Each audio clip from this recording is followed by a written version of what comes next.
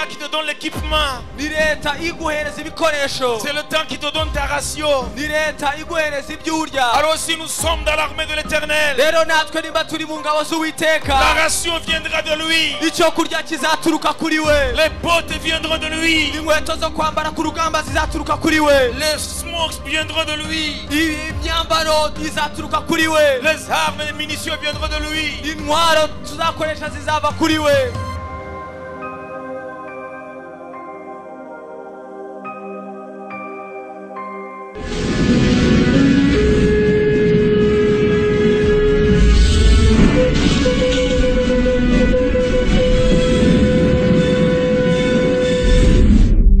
On 28/8/2016, God revealed this prophecy through Prophet Sadhu Sundar Selvaraj.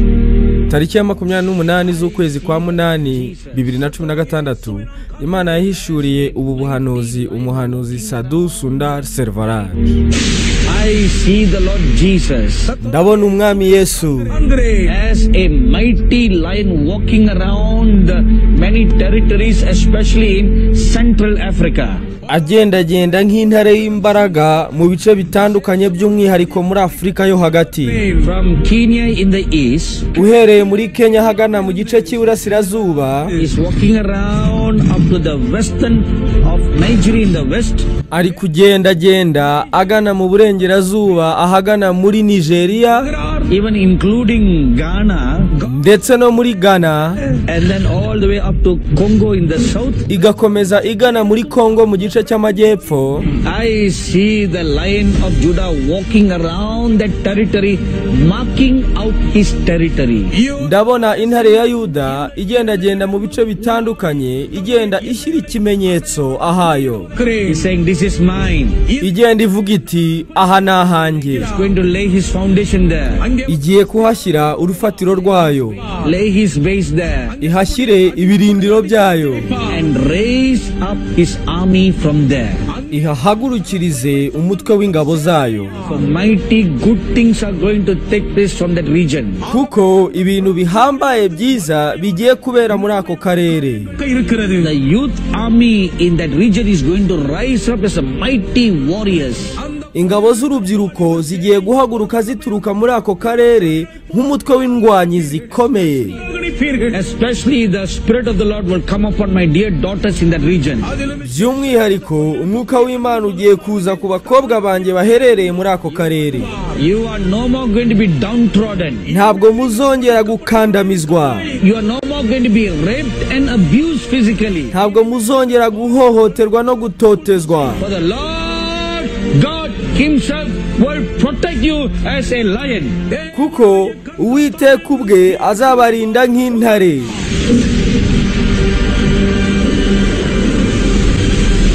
Time will delay no longer. Igihe gisigaye ntabwo ari kinini. Repent. Mwihane, The kingdom of heaven has come near now. ubwami bwo mu ijuru buregereje. Prepare to meet the Lord your God. Mwitegure guhura n'umwami Imana yanyu.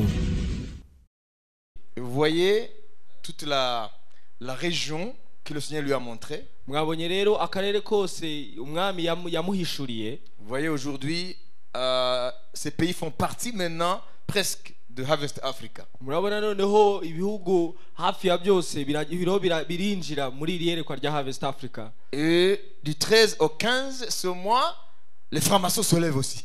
Noneho kuva ku itariki ya 13 kugeza 15 z'uku kwezi abaframaso nabo barahagurutse dans ces pays-là. Muri ibyo bihugu nyine. Pourquoi cette convergence? Kubera iki urwo ruhurirane? Ce n'est pas le hasard. Ntabwo ari ibintu byapfuye kuba. C'est la dernière bataille de l'esprit. Ni urugamba rwa nyuma rw'umwuka.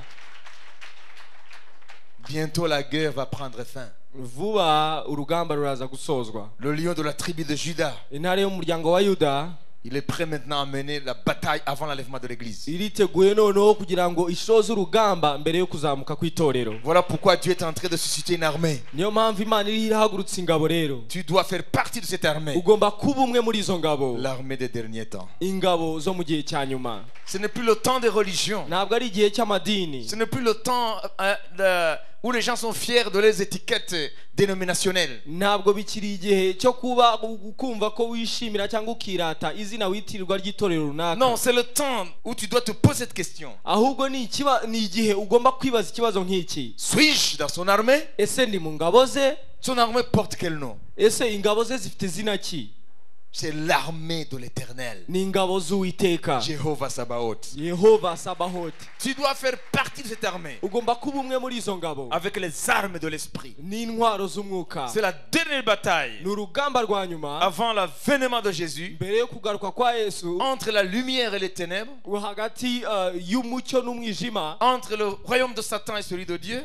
Hagati y'ubwami bwa Satani n'ubw'Imana. Entre le royaume d'iniquité et le royaume de justice. Hagati y'ubwami bwo gukiranuka n'ubwami bwo gukiranirwa. C'est le temps ni igihe où les deux royaumes vont s'affronter comme jamais auparavant. Aho ubwo bwami bubiri bugiye guhangana kuruta ikindi gihe cyabanje. Jésus ne viendra pas régner en paix. Yesu ntabwo azaza kwima mu mahoro. Non, ce ne sont pas les hommes qui diront nous sommes fatigués Seigneur, viens prendre le contrôle du monde. Ntabwo ari abantu bazemeranya bakavuga ngo turananiwe ngo ngwino noneho utegeka isi. Ce n'est pas l'ONU qui va inviter Jésus. Ntabwo ari ONU izahamagara Yesu. Non. Oya. Il y aura d'abord un fracas de confrontation des royaumes. Hazabanza habeho gongana no guhangana k'ubwami. Il y aura une confrontation de royaumes. Hazabaho guhangana k'ubwami. Il y aura une confrontation de puissance. Hazabaho guhangana kw'imbaraga. Satan ne va pas lâcher facilement. Satani ntabwo azarekura mu buryo bworoheje. Il connaît sa destinée. Arabizi azi iherezo rye. Il sait que c'est le feu éternel qui l'attend. Arabizi ko umuriro w'iteka ari umutegereje. Il sait qu'il n'y a pas de pardon pour lui. Kandi arabizi ko nta mbabazi kuri we zihari. C'est pour cela qu'il dirige les nations par un pouvoir de fer. Niyo mpamvu atwaza igitugu amahanga n'ubutware bw'icyuma. La Bible l'appelle le séducteur des nations. Bibiliya imwita uyobya amahanga. Dans l'Apocalypse. Mu byahishuwe. Alors nous son église. Rero twebwe itorero rye. L'église du Dieu vivant. Itorero ry'Imana nzima. L'église de Jésus-Christ. Itorero rya Yesu Kristo. C'est le temps de regarder. Ni igihe cyo kureba. Au-delà de ce qui est visible. Tukarenza amaso ibigaragara. Et plonger nos regards dans l'invisible. Tukareba mu bitagaragara. Écoutez-moi. Munyumve. C'est le temps de s'oublier soi-même. Ni igihe cyo kwiyubagirwa wowe ubwawe. Et de voir Christ et son intérêt. Ukareba Kristo n'inyungu ze. C'est le temps de s'oublier. Ni igihe cyo kwiyubagirwa. C'est le temps de nous attacher aux choses de l'esprit. Ni igihe cyo gufata ku by'umwuka. C'est le temps de se désintéresser aux choses matérielles. Ni igihe cyo kwirengagiza cyangwa cyo gushyira ku ruhande ibifatika. C'est le temps d'avoir faim et soif de la justice. Ni igihe cyo kugira inyota n'inzara byo gukiranuka. C'est le temps de voir le couronnement de Jésus sur les nations. Ni igihe cyo kubona Yesu ahabwa ikamba ashyirwa hejuru mu mahanga. C'est le temps de voir Jésus régner. Ni igihe cyo kubona Yesu yima ingoma. C'est le temps de voir des foules entières, nation après nation, élever le nom tout-puissant de Jésus-Christ. Ni igihe cyo kubona abenshi amahanga ayandi ku yandi yose azamura izina rya Yesu Kristo. C'est le temps d'être fier de porter son nom. Ni igihe cyo kwishimira no kwirata ko uri uwe. C'est le temps de croire que nous avons tout pleinement en lui. Ni igihe cyo kwizera ko dufite byose muri we. C'est le temps de savoir que le monde, ni igihe cyo kumenya ku isi, il n'est pas fait pour être dominé par le mal. Ntabwo iriho kugira ngo itegekwe n'ikibi. Ce n'est pas le mal qui aura le dernier mot. Ntabwo ari umubi uzagira ijambo rya nyuma. Ce n'est pas le mal, ce n'est pas Satan qui aura le dernier mot. Ntabwo ari Satani ufite ijambo rya nyuma. Dieu a donné les nations à Jésus-Christ. Imana yahaye amahanga Yesu Kristo. C'est lui qui a autorité sur les nations. Ni ufite ubutware ku mahanga. Il a dit après sa résurrection, yaravuze nyuma yo kuzuka kwe, tout pouvoir m'a été donné nahawe ubutware bwose dans le ciel et sur la terre. ijuru no mu isi. Tout pouvoir m'a été donné nahawe ubutware bwose dans le ciel et sur la terre. ijuru no mu isi. Jésus a reçu tout pouvoir. Yesu yahawe ubutware bwose. Les nations seront son partage. Amahanga n'umugabane we. Les nations, c'est son héritage. amahanga n'umurage we. L'extrémité de la terre, c'est sa possession. impera z'isi ni umwandu we. Et nous régnerons avec Jésus. natwe tuzimana na Yesu. Son royaume est éternel. ubwami bwe n'ubwiteka ryose. Un royaume de paix. n'ubwami bw'amahoro. Un royaume de justice. n'ubwami bwo gukiranuka. Où tout le monde sera comblé. aho byose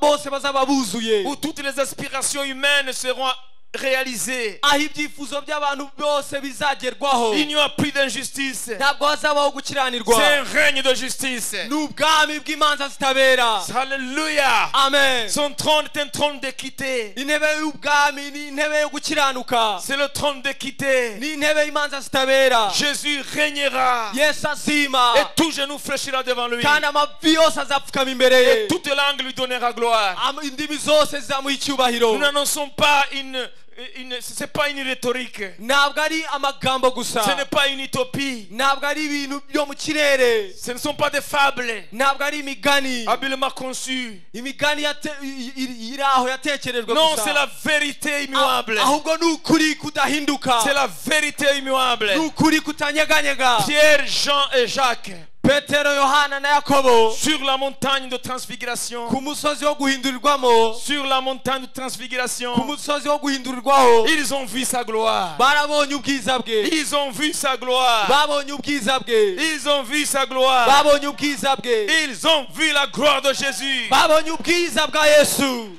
Ils ont vu la gloire de Jésus. babonye ubwiza bwa Yesu. Et ils ont annoncé ce qu'ils ont vu. hanyuma bavuga ibyo babonye. Jésus a été couronné par le Père, Seigneur et Roi sur les nations. Yesu yambitse kwamba na data yuko ari we mwami n'umutware ku mahanga. Ce n'est pas le temps de commencer à murmurer. ntabwo ari igihe cyo kwitotomba. Ce n'est pas le temps de murmurer, tu n'as pas ça, tu n'as pas ci. ntabwo ari igihe cyo kwitotomba ngo simfite ibi cyangwa kiriya. Non. oya. C'est le temps de te complaire en Christ. ni igihe cyo kumva unyuzwe muri Kristo. C'est le temps de savoir que tu as tout en lui. ni igihe cyo kumenya ko ufite byose muri we. Il va prendre soin de son armée. araza kwitwararika ingabo ze. Il doit prendre soin de son armée. agomba kwitwararika ingabo ze. Personne ne fait le service militaire à ses frais. nta n'umwe ukora igisirikare ku mafaranga ye. C'est l'État qui t'a embauché, qui te donne les souliers, ni leta les bottes. ni leta yaguhaye kuba icyo uwo musirikare niyo iguha inkweto cyangwa se za nkweto zo kwambara ku rugamba.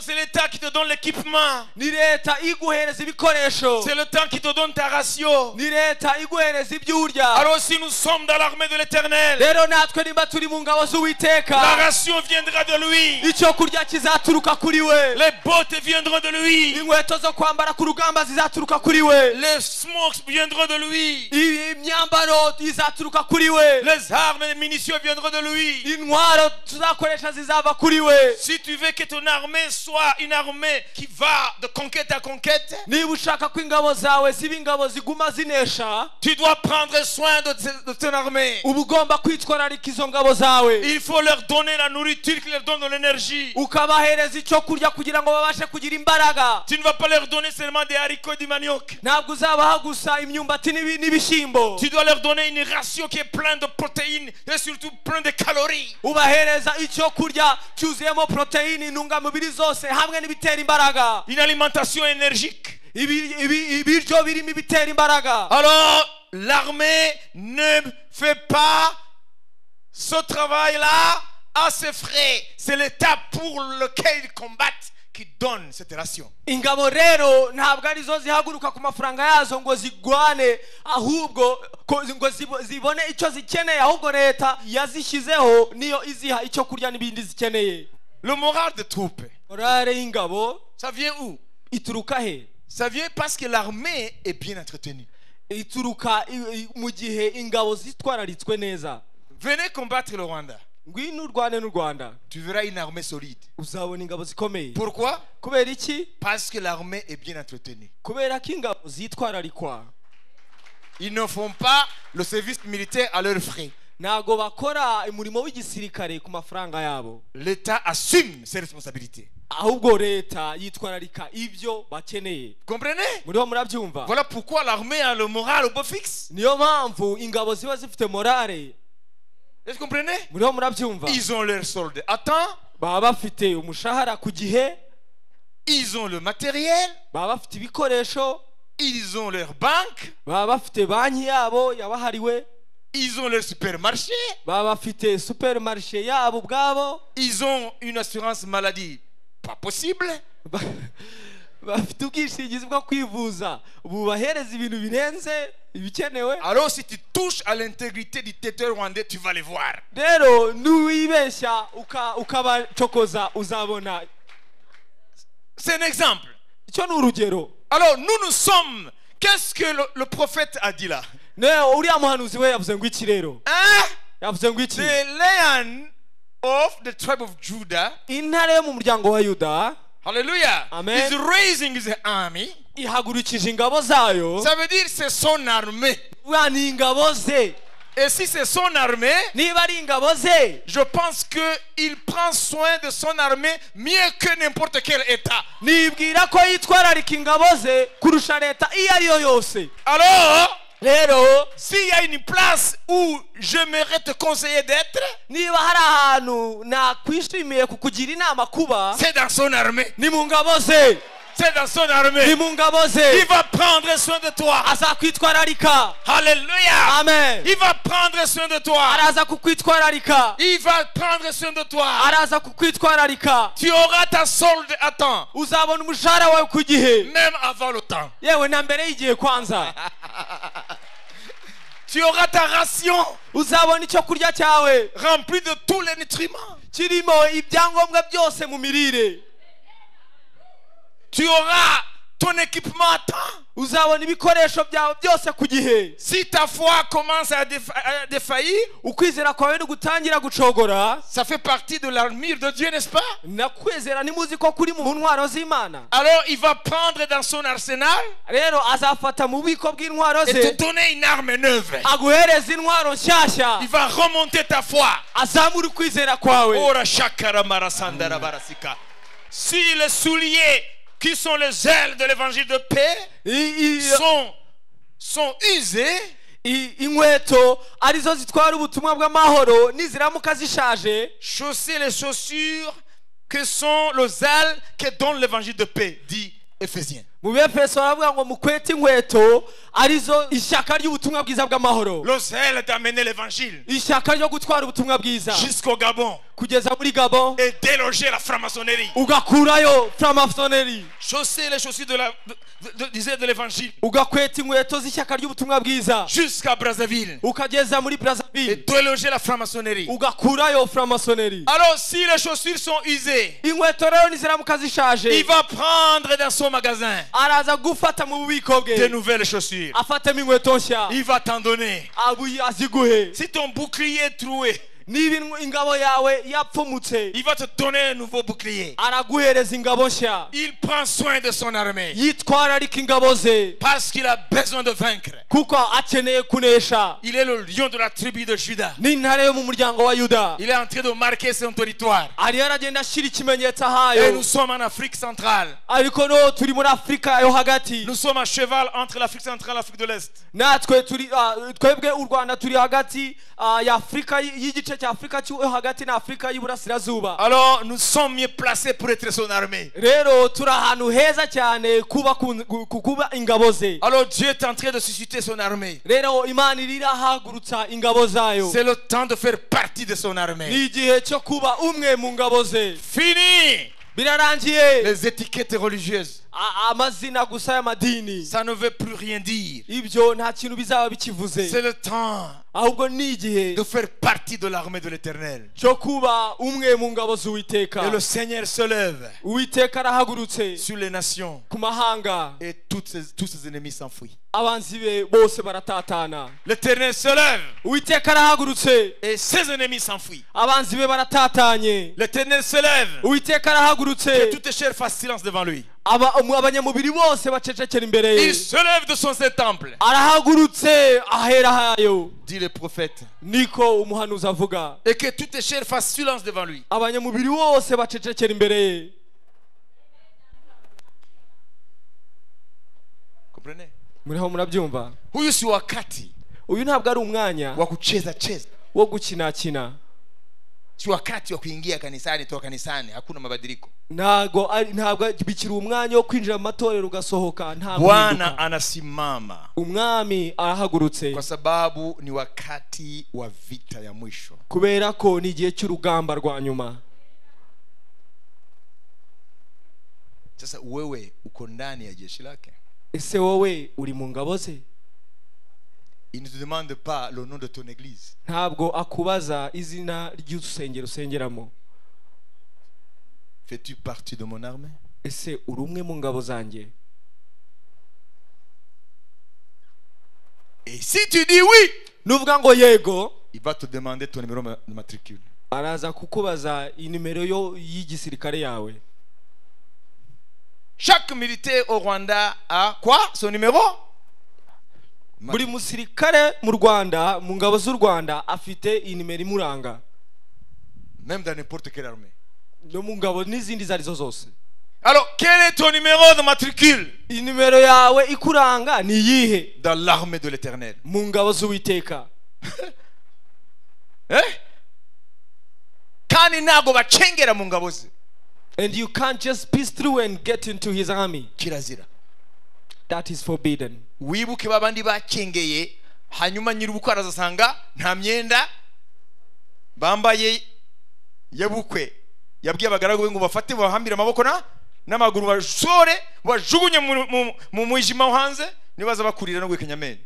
Il n'y a pas de fraude avec le Seigneur. Ntabwo hariho ukubeshya hamwe n'umwami. Parmi les apôtres de Jésus, mu ntumwa za Yesu, il y a celui qui s'appelait Thomas. Harimo uwitwaga Thomas. Thomas uwo tout le monde le connaît. Muramuzi Thomas. Hata mapagani wanamjua. N'abapagani baramuzi. Kama hauamini mtu anakuambia wewe unakuwa Thomas. Iyo utizeye umuntu arakubwira ngo wabaye Thomas. Murabibona? Kama simuoni niguse ndani ya ubavu wake sitaamini kama amevuka. Ninamubona ngo nkore mu rubavu rwe ntabwo ndibwizera. Huo ni Thomas. Uwo ni Thomas. Lakini baadaye alibadilika. Ariko nyuma yaho yarahindutse. Ndiye alipeleka injili katika sehemu za Uhindi kule. Niwe watwaye ubutumwa bwiza muri biriya bice byo mu Buhinde. India. Mu Buhinde. Et la tradition raconte que sa tombe est là. Amateka avuga ko igituro cye kiri hariya. C'est lui qui a amené l'évangile dans le côté est. Niwe watwaye ubutumwa bwiza muri kiriya gice cy'iburasirazuba. Inde, là-bas. Mu gice cy'iburasirazuba bw'isi mu Buhinde by'umwihariko. Et la tradition raconte, hanyuma amateka avuga ko après sa conversion, nyuma yo guhinduka kwe, durant sa vie mu buzima bwe de soldat de Jésus, bwo gukorera Yesu, ils ont découvert que ses genoux bavumbuye ko cyangwa babonye ko amavi ye était dur comme le roc. Yari akomeye nk'urutare, yabaye nk'ikibuye. Puisque les genoux de chèvre là, kurusha y'amavi y'ihene, dur. ubwo cyari gikomeye nk'ikibuye. Et la tradition dit amateka akavuga ko que c'était un homme, la plupart de son temps il était à genoux. Ko yari umugabo igihe cye kinini yahoraga apfukamye ku mavi asenga. Saint Thomas. Uwo ni Thomas. Alors aujourd'hui, rero uyu munsi, si nous voulons être des bons soldats de l'armée de l'Éternel, niba dushaka kuba abasirikare beza bo mu ngabo z'Uwiteka, il nous faut des genoux de Saint Thomas.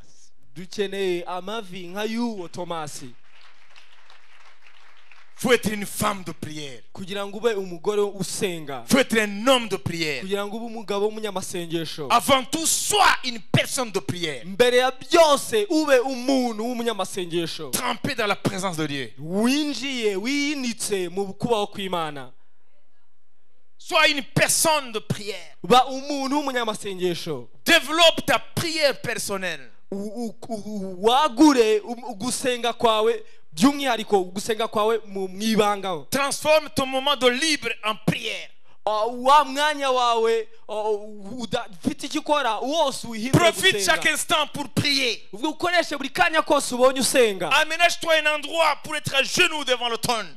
Utunganya ahantu kugira ngo uzajye upfukama usenga imbere y'Uwiteka. C'est la prière Ni ugusenga devant Dieu, imbere y'Imana, pas aller dans une chambre de prière pour écouter les prophéties. atari ukujya mu byumba by'amasengesho kugira ngo wumve ubuhanuzi. Non, Oya, allez devant le trône de Dieu. ukajya imbere y'intebe y'ubwami y'Imana, Réclame les nations pour Jésus. ugahamagara amahanga ku bwa Yesu, Renverse les projets des francs-maçons. ugahindura ugakubita hasi imishinga y'abaframasoneri, Détruis le plan du diable.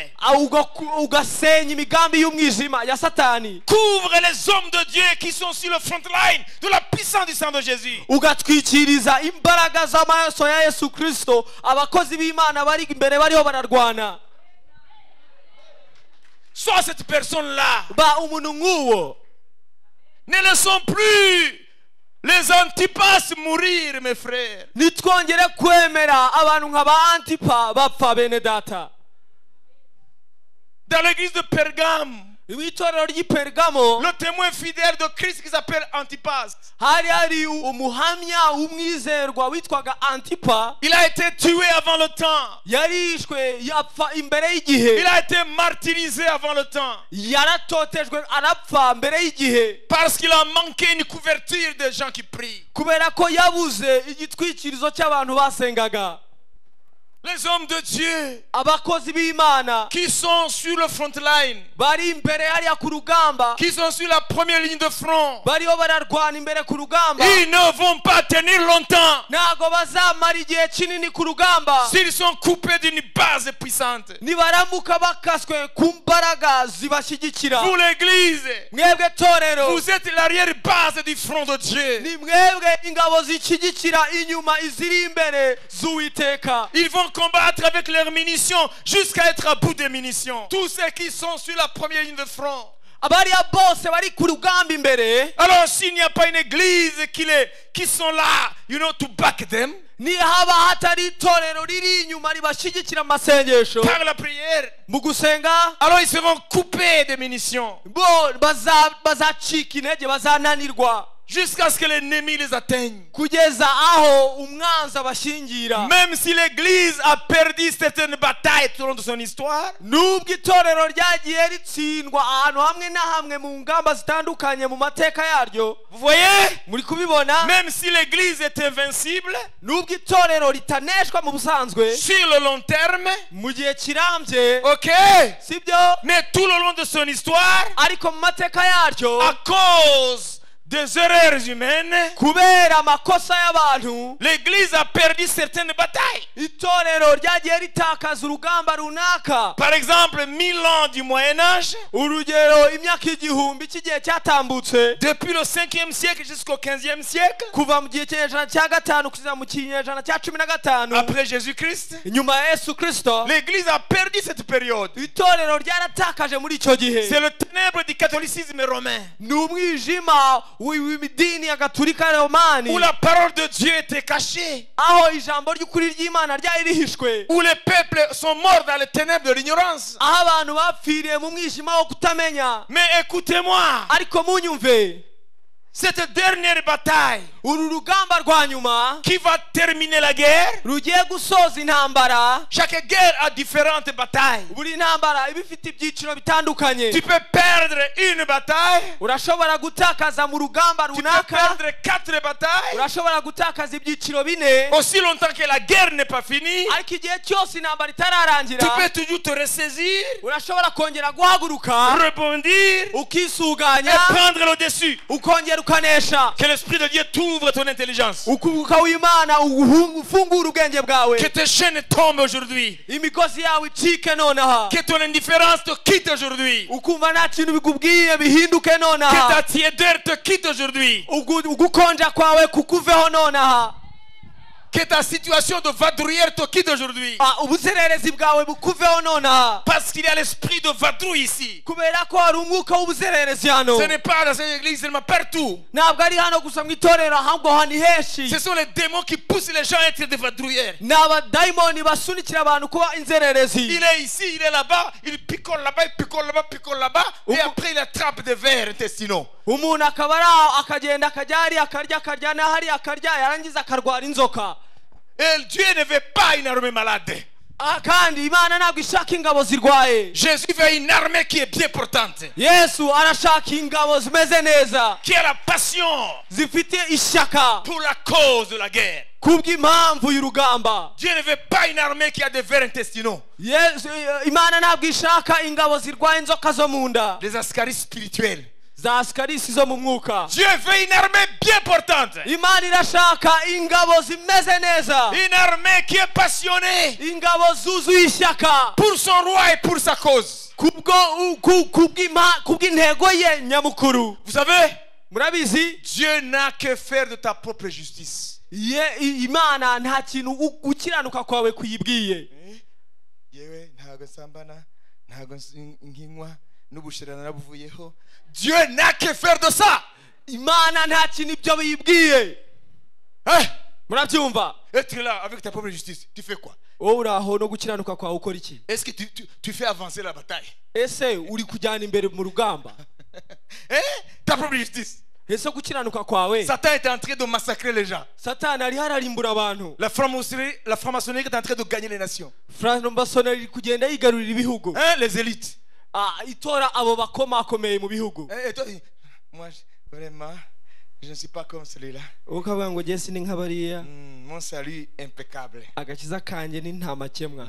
Je ne vais plus dans la débauche. ntabwo njya mu gusayisha. Je n'ai jamais été dans la débauche. ntabwo njya mu busambanyi. Je ne touche même pas l'alcool. nta n'ubwo nywa inzoga. Non, ça n'avance pas la guerre. ibyo ntabwo bituma intambara ijya mbere. Vous savez ce que Jésus veut? muzi ibyo yesu ashaka? Vous savez quand il a envoyé 2 par 2 ses premiers disciples, muzi igihe yoherezaga babiri muri babishwa be ba mbere, Pierre, Jean là-bas, petero na yohana mugende hariya, Jacques et Barthélemy là-bas. yakobo na barutolomayo mugende hariya. Vous savez, murabibona? ils n'étaient même pas encore baptisés de Saint-Esprit. nta n'ubwo bakabatizwa mwuka wera. Il y avait beaucoup de choses qu'ils n'avaient pas encore compris. hari ibintu byinshi bari batarasobanukirwa. Alors j'imagine rero gutekereza se tenir devant Jésus. guhagarara imbere ya yesu. Il dit, vous, kavuga mwebwe 2, babiri dans cette bourgade. mugende hariya muri kariya gace. Vous, là-bas. mwebwe namwe mugende muri hariya. Allez, mugende chassez les démons. mwirukana abadayimoni. Ressuscitez les morts. muzura abapfuye. barakanuraga amaso. Mais il ne sait même pas que nous avons besoin de d'âme. bakavuga ngo ntazi yuko tugikeneye ahubwo no gusengerwa ngo dukire imbere muri twe. Purifiez les lépreux. akababwira ngo mwe muhumanura ababembe. Ressuscitez les morts. muzura abapfuye. Guérissez les malades. mukize abarwayi. bakavuga ngo Il y a encore des liens transgénérationnels. ngo turacyafite imigozi ya karande. Mais il ne sait pas. ntabyo azi se. Mais il s'est trompé cette fois-ci. yibeshye noneho uno munsi. Et le Seigneur, j'imagine, leur dit, umwami noneho ndibwira ababwira ngo vous vous dites que vous n'êtes pas encore parfait. muri kwibwira ngo ntabwo muri abantu bakwiriye. Mais je le sais. ndabizi ibyo. Mais ariko il y a l'urgence de la guerre. hari intambara ikeneye kurwana byihutirwa. Il y a l'urgence de la guerre. iyi ntambara igomba kurwana byihutirwa. J'ai besoin de soldats. nkeneye abasirikare. Tout ça, byose, tout ce que vous exposez là-bas, ibyo byose muri kunyerekaho. la guérison intérieure, nkeneye gukira umuntu w'imbere. cure d'âme, nkeneye kwitwararika imbere muri jye gusengerwa. les liens transgénérationnels, imigozi ya karande, la malédiction familiale. umuvumo wo mu muryango. Allez d'abord. mugende kwanza. On verra ça plus tard. ibyo tuzabireba nyuma. C'est ce que le Seigneur dit. nibyo umwami yavuze. Tel que tu es, uko umeze en cet instant, muri uwo mwanya nyine, va à la guerre. jya ku rugamba. Va à la guerre. jya ku rugamba. Va à la guerre. jya ku rugamba. Il sait que tu n'es pas encore parfait. arabizi yuko utaratunganwa rwose. La délivrance, on verra ça plus tard. Ibyo kubohoka tuzabireba nyuma. La cure d'âme, on verra ça plus tard. Ibyo gukira umuntu w'imbere tuzabireba nyuma. La malédiction ancestrale, plus tard. Umuvumo wo mu basekuru tuzabireba nyuma. Aujourd'hui, Uyu munsi la guerre de l'éternel te réclame. intambara y'Uwiteka iragukeneye. C'est en combattant Ni mu rugamba qu'on va devenir parfait. aho tuzatunganwa. Dieu veut des soldats. Imana irashaka ingabo. Dieu ne veut pas de propre justice. Imana ntabwo ishaka gukiranuka kwawe. Il sait que je ne suis pas parfait. Irabizi yuko ntatunganye. Il sait que tu n'es pas encore parfait. Irabizi yuko utaratunganwa Il sait que rwose. tu n'es pas encore parfait. Irabizi yuko bitaratungana byose. Il verra ça plus tard. Ibyo azabyitwararika nyuma. Ce qui importe maintenant, Icy'ingenzi nonaha prends les armes de Dieu. fata intwaro z'Uwiteka. Va sur le front Jya ku rugamba. contre Satan Genda urwanye Satani et sa domination. n'ingabo ze. Fini. Byose birarangiye. Fini le temps que vous passez dans les chambres de prière. Birarangiye ibihe mwamaze mu byumba by'amasengesho. Fini le temps de vadrouiller d'une position de main à la position de main. Birarangiye ibyo kuzerera bagurambikaho ibiganza. Fini le temps Birarangiye igihe où vous passez d'un prophète à un autre. aho mugenda mushaka umuhanuzi mujya kundi muva kundi. Fini le temps de remplir vos blocs-notes avec les prédications de différents prédicateurs. Igihe kirarangiye cyo kuzuza za agenda zanyu inyigisho z'ababwizabutumwa aba na bariya. C'est assez. Birahagije. God is saying enough is enough. Imana iravuze ngo birahagije. Il a besoin des gens au front. Ikeneye abantu mbere ku rugamba. Il n'appelle pas les parfaits. Ntabwo ihamagara abatunganye Il rwose. appelle les gens de bonne volonté. Ihamagara abafite ubushake muri bo. Il appelle les gens Ihamagara abantu qui savent que la cause vaut la peine. bazi ko impamvu y'uru rugamba irakwiriye. Moi, je suis prêt, Seigneur. Je nditeguye mwami. Envoie-moi au Gabon. Nyohereza muri Gabon. Envoie-moi en Zambie. Nyohereza muri Zambia. Envoie-moi en Chine. Nyohereza mu Bushinwa. Envoie-moi partout. Nyohereza hose. Le restant des jours que tu me restes, qui me reste, Si yose nsigaje kubaho je veux que tu me fasses la grâce ndashaka kungirira ubuntu de combattre pour toi. bwo kurwana ku bwawe Avec toute l'énergie qui me reste. n'imbaraga zose nsigaranye Avec tout le temps qui me reste. n'igihe cyose nsigaranye Avec toutes les ressources que tu me donnes. n'ubutunzi bwose wampaye. Je veux figurer parmi tes héros. Ndashaka kuba umwe mu ntwari zawe. Je veux figurer parmi ceux qui vont au nom de Jésus. Ndashaka kuba umwe mu bagenda mu izina rya Yesu. Fini le temps de passer dans les chambres de prière bidon. Igihe kirarangiye cyo kuba mu byumba by'amasengesho hirya no hino. Tu n'as plus besoin d'aller consulter les dizaines de Bonaventure. Ntabwo ukeneye kongera kujya kureba ba bandi b'abazererezi. Tu n'as plus besoin d'aller rencontrer ces gens-là dans leur chambre là, en train de mijoter à travers des cruches, hein, sales, pourries. Ntabwo ukeneye kujya kureba baba pfumu bajwigira bacira muri twa ducuma twabo. Let me help you. Harageze ko ureka ibyo bintu byo kujya kureba abantu ngo hari umukozi impano gitangaza, hari umuntu gitangaza, harakureka kurondora nabanzi yirondore. Hanyuma noneho akajwigira hariyo nk'ibinyama umva uko Uwiteka avuze. Fini. Ibyo birarangiye. Fini. Birarangiye. Fini. Birarangiye. Tu as besoin d'une seule chose. Ukeneye ikintu kimwe gusa. Allez combattre au nom de Jésus. Genda urwane mu izina rya Yesu. Mettre à genoux. Upfukame. Te mettre à genoux. Upfukame. Prie pour le dessein de Dieu. Usenge kubw'umugambi w'Imana. Prie pour ce que tu sais déjà.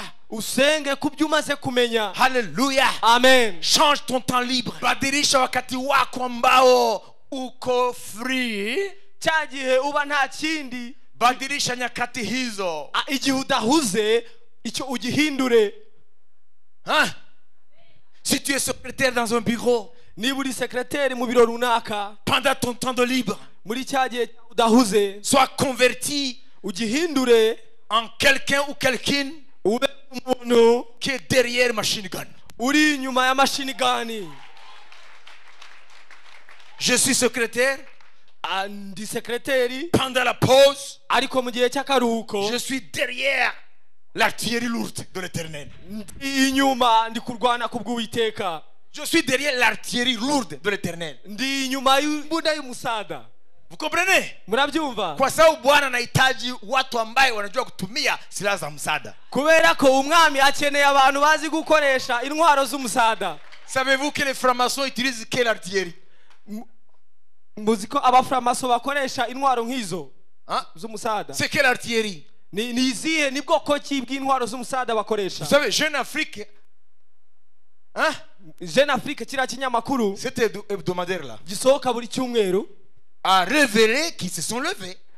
cyavuze cyahishuye yuko bahagurutse. C'est parce qu'ils sont dans le temps.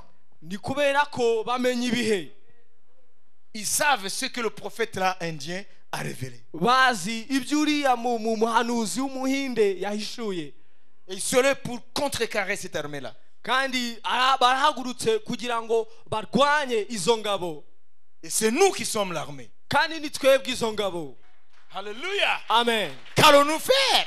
ese turakora iki? Il faut changer notre temps de libre tugomba guhindura muri cya gihe cyose tudahuze, où chacun va se mettre derrière son arme. aho buri wese agenda inyuma y'intwaro ye. Ça veut dire la prière.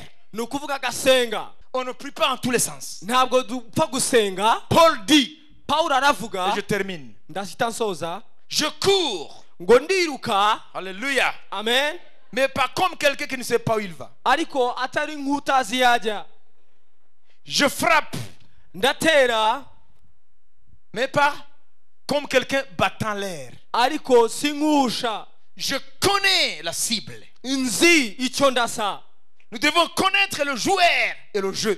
tugomba kumenya uwo turwana nawe n'umukino turiho. It is time for the church ni igihe ko itorero to know the player and the game. rimenya umukinnyi n'umukino.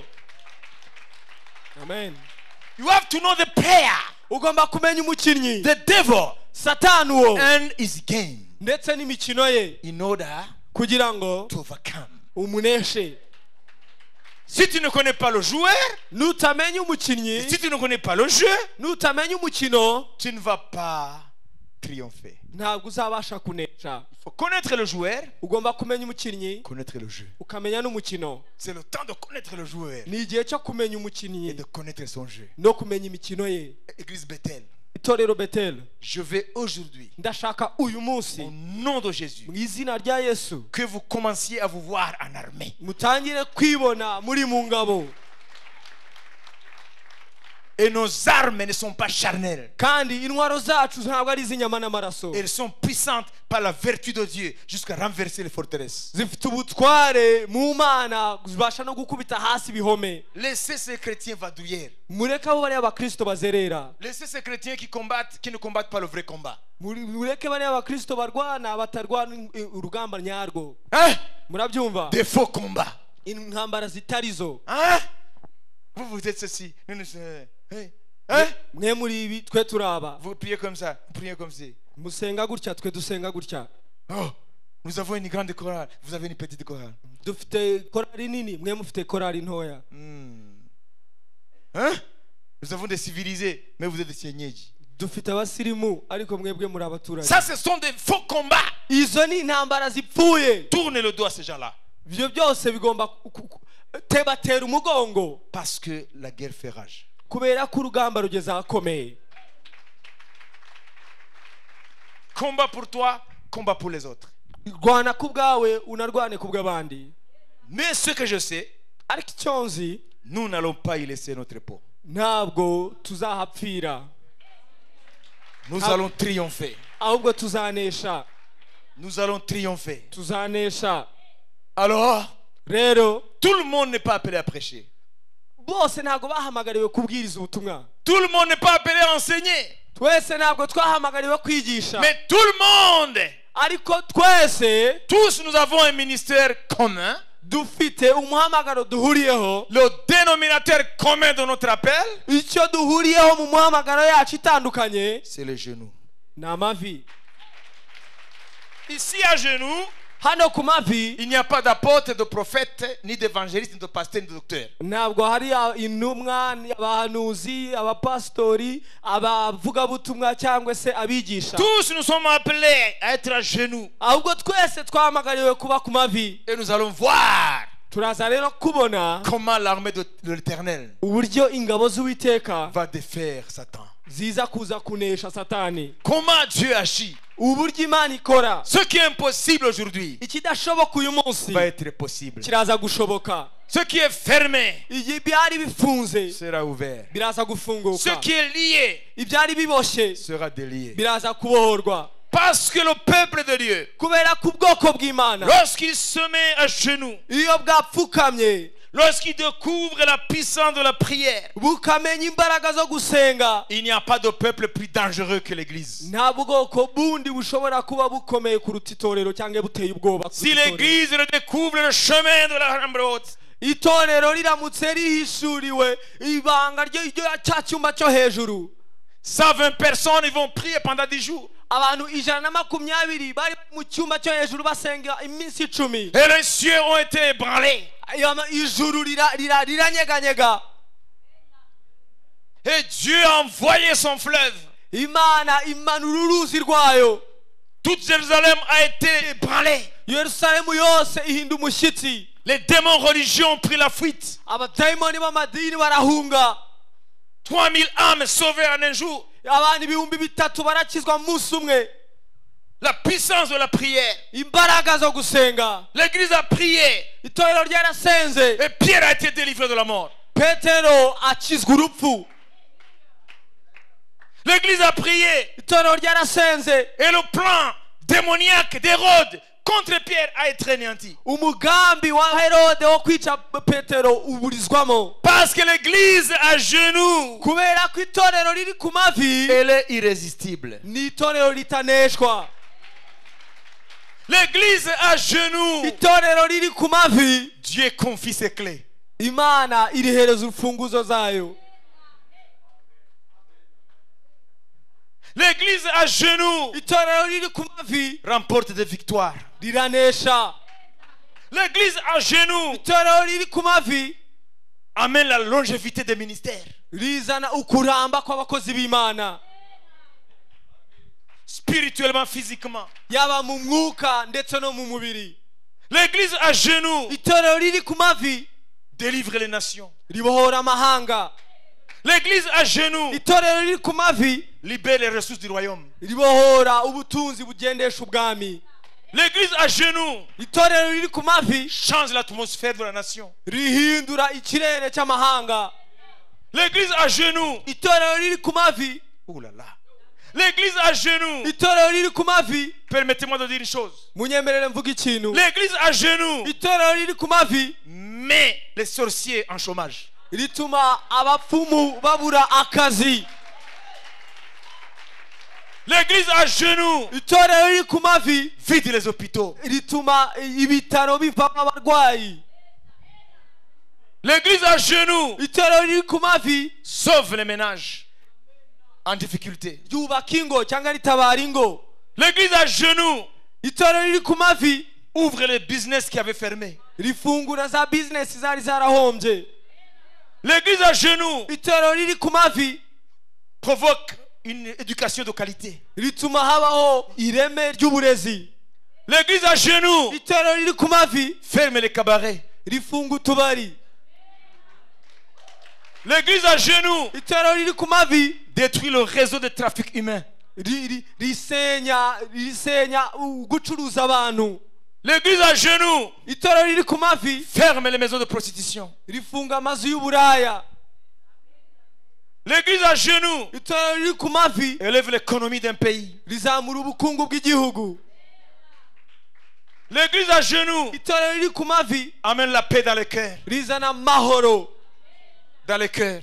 rizana amahoro mu mitima. L'église à genoux Itorero riri ku mavi amène une qualité de vie dans le pays. rizana ubuzima bwiza mu gihugu.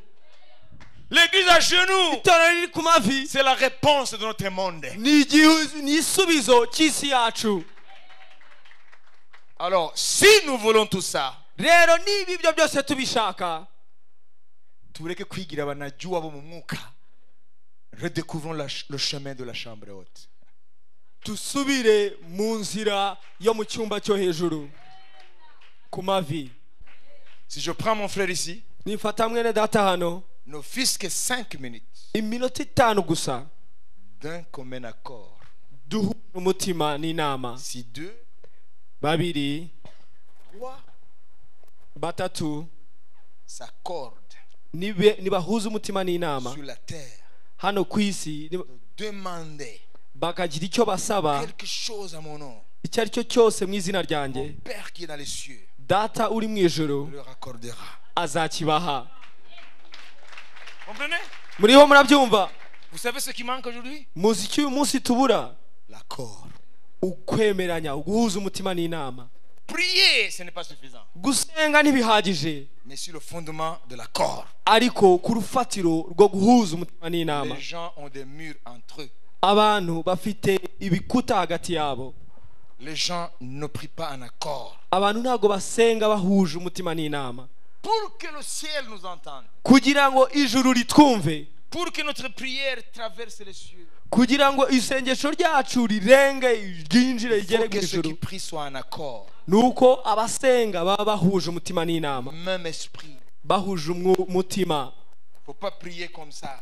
Ntusenge nka gutya. Vous savez, quand nous prions comme ça, Muzi iyo dusenga gutya sans être en accord, tutahuje umutima n'inama, Dieu nous voit comme ça. Imana itubona nka gutya. Fais comme ça. Gutya. C'est ça que Dieu, comment Dieu nous fait. Dore ukuntu Imana ibitureba. Nos prières inefficaces Amasengesho yacu ntagire impinduka azana parce qu'il n'y a pas d'accord. kubera ko ntabwo duhuje. Moi, je mets les mains là Jewe ndi gusaba nerekeza hariya, et lui là-bas. nawe ari gusaba yerekeza Une ahandi. église comme ça, Itorero nk'iri, ces prières seront inefficaces. amasengesho yayo nta mpinduka azazana. Il est temps maintenant que chacun fasse un U-turn. Muhindukire. Igihe kirageze buri wese none ahindukire. Et ensemble. Hanyuma twese hamwe tusenge gutya. Si nous sommes comme ça, Nidusenga tumeze gutya, Satan ne nous résistera pas. Satani ntabwo azigera dushobora. Nous allons emmener le royaume de Dieu Tuzazana ubwami bw'Imana et la défaite de Satan. no kuneshwa kwa Satani. C'est ça le secret Iryo ni ryo banga de la victoire. ryo kunesha. God bless you. Imana ibahe umugisha.